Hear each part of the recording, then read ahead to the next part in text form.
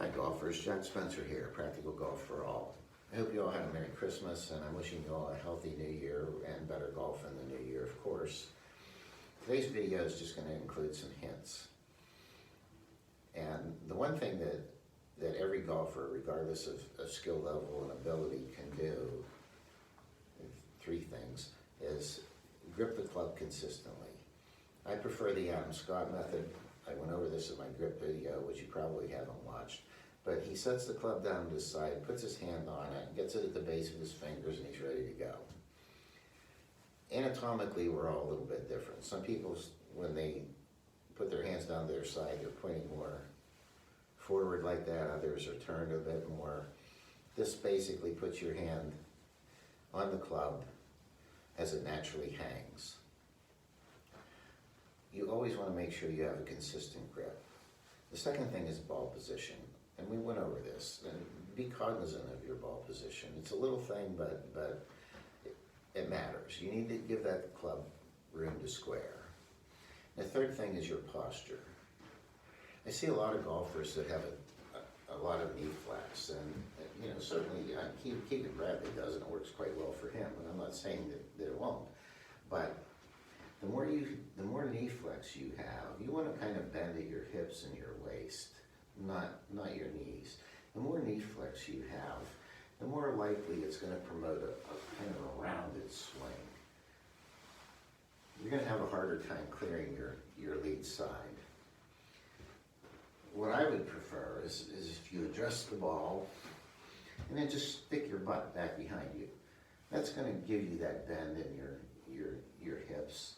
And it's going to straighten your legs a little bit. You certainly don't want them completely straight, but it's going to give you an opportunity to clear your lead side more easily. Too much knee flex can inhibit that ability to get through the strike squarely. So your grip, your ball position, and your posture. Those are things that we can all do. The other thing that I would like to go over is, Harvey Penick in his little red book, which is a plethora of excellent information written years ago.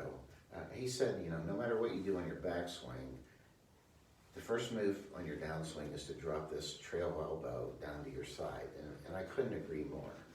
What I would like to say is, when you drop it, you need to kind of bring it towards your lead arm elbow a little bit, so that when you drop it, it's a little bit more in front of you, not back to the side. Back here, you're probably going to run a chance of getting the club stuck behind you more frequently, or come over the ball a little bit more readily than you would want. So when you drop that elbow, you don't want to break your wrists at all. You want to start your downswing with just this move into what I call the power slot. And if you can get yourself into that power slot, you're not going to have to worry about pressure plates and things like that.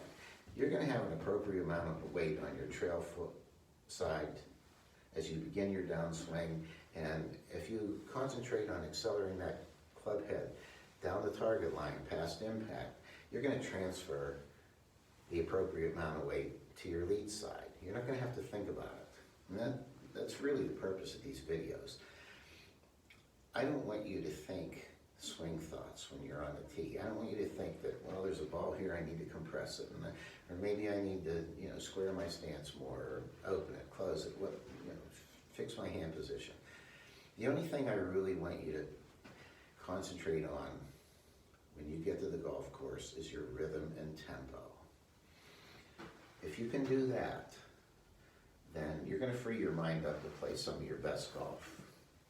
And the last thing is, a lot of videos will say, well, with this trail arm, I think you're skipping a stone. I don't like that, because to skip a stone properly, you're flipping your arm so that the palm of your hand is pointing up at the sky. And that's certainly not a move that you want in your golf swing.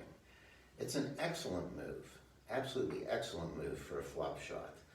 But for a regular swing, no, you don't want to do that.